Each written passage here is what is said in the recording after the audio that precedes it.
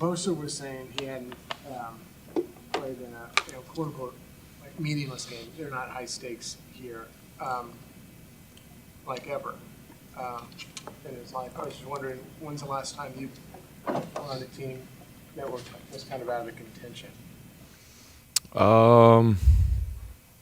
Maybe college, like towards the end when like out of Big 12 contention, but outside of that, I've never played in a game where I've never tried or like for myself, man, I love the game of football and to go out and compete at any chance I can get.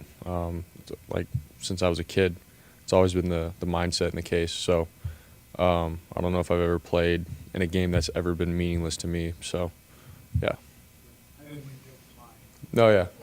I understand. I know. Yeah. But obviously, my first 2 years, I mean, we haven't. We've always been in contention and stuff. So, yeah.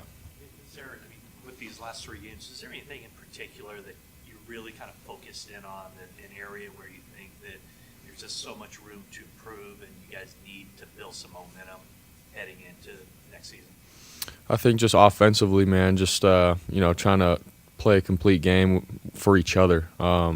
Obviously get the run game going, pass game, everything. Just get it clicking on all 4 cylinders, and I think just be able to play for 4 quarters, like a good, legit, complete game. Defense is playing great right now. Special teams is playing their best ball. So for us, it's like, all right, offense, let's get this thing going and look like the Niners that we all know. Talk about the complete game that you want. Why has the fourth quarter been so much different this year than last year? I mean, obviously last year you played with a bigger lead usually, but is there bigger pressure? Or defenses playing you guys differently? What's the difference this year with the fourth quarter? I mean, I just think it comes down to, every drive matters. We get into it and it's like, you start thinking about what we could have done in the game, and we're in this situation and we shouldn't be in this situation. And for all of us, it's like, no, man, like that's the game of football. And so I think for all of us, we got to learn from that and be like, even if we are in this situation, like we got to find a way to finish and complete a game, even if we do have some mishaps and stuff that happen early on. So I think it's really just a mindset thing more than anything. I'm sure you have more time to dig into it when the season's over, but how would you assess just how you've played this year and what kind of growth, or maybe step back, or just kind of the way you feel like you've progressed this season? Yeah, I think there's some plays out there that I'd love to have back, and wish I could have been better for my team and for myself. And but at the same time, I feel like there's been some growth in my game that has happened, and really just I think like leadership wise with this team and sort of stepping up and when the team needs it, sort of just being a guy that they can hear from. And in the past, it's I've been sort of particular about when I speak and waiting for the right moment, but this year it's been more than it has. And so I don't know, I feel more comfortable in who I am, but also like I think I need to get better and get back to playing with the chip on my shoulder, and like it was my first 2 years of every game, every down, trying to prove to myself that I'm the guy for this team and I'm capable of doing it. And so that's sort of just been the case this year with some moments, and got to learn from that. Back to playing with the chip on your shoulder, do you feel like it hasn't been there, and if so, why?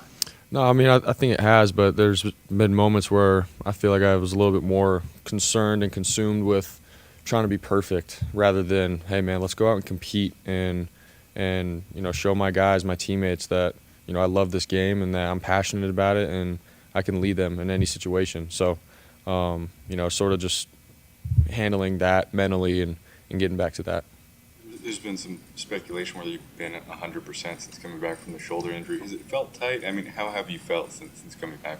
No, since I've been back playing, it feels good, and there's no doubt in my mind that there was still some injury with it or anything like that. When I got back on the field, man, I was good to go to play. So, Brock, the NFL doesn't give you a lot of time for reflection, but this is where it started for you professionally. When you think back to that Miami game, the first game that you played in the pros, what stands out? What are your recollections from that day? Yeah, I mean, honestly, it was just like any other game my rookie year in terms of, backing up Jimmy and getting ready for it, and being ready if my name was to get called. And when I go in, just know my answers within every play and keep the offense on the field. And I just kept it simple, and I competed my butt off. It was really that simple. And so here we are 2 years later. It's going to be cool to go down and play them again, and down in Miami. Grew up a Dolphin fan and everything, so I think it's pretty cool just going into Miami and playing in that stadium. So, for me, man, there's a lot for me to go into this game and compete and show my guys, that I'm a competitor and I want this more than anything. So. In a game 2 years ago, they said they kind of ripped up their defensive game plan when you went in and they started blitzing you like crazy.